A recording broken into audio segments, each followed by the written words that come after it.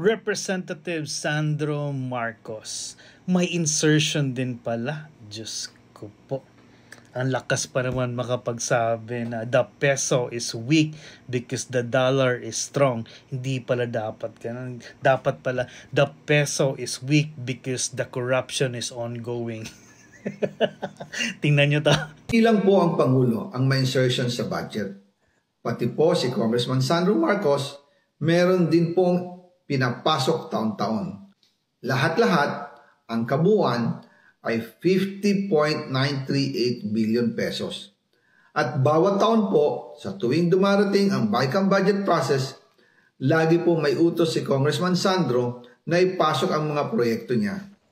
Sabi ni Ko sa panibagong video na kanyang ibinahagi sa kanyang social media kaninang umaga, mahigit 50 billion pesos ang kabuang halaga ng budget insertions ni Congressman Marcos mula 2023. At nang magkulang daw ito ng 8 billion pesos sa 2025 budget, gusto raw siyang sampahan ng maraming kaso at ipatanggal ng anak ng presidente. Nakapag-advance na raw kasi si Congressman Marcos sa mga kontratista pero dahil kulang ang insertion ay kailangan niya itong isauli. Muli ring iginiit ni Ko na hindi po pwedeng sabihin ni Pangulong Marcos na wala siyang alam sa budget insertions dahil mismo raw siya ang nag-uutos dito. So guys, paalala lang, this video, yung kay Zaldico, hindi pa siya verify kung AI ba siya or hindi. Kasi nga, sabi nga nila, I don't want to drop names, pero kailangan muna lang i-verify if it's AI or not, right? And I'm guessing may bago na naman maging witness, which is si Representative Sandro Ko.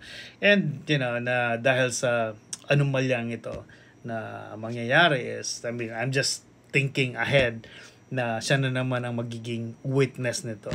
And sabi nga ngayon, there are 17 people na mabibilanggo. And I don't know how much will be added after this video na nag-show or na-spread ni Zaldico. For now, I don't know what to say, but let me know what you guys think. For now, cheers, bye!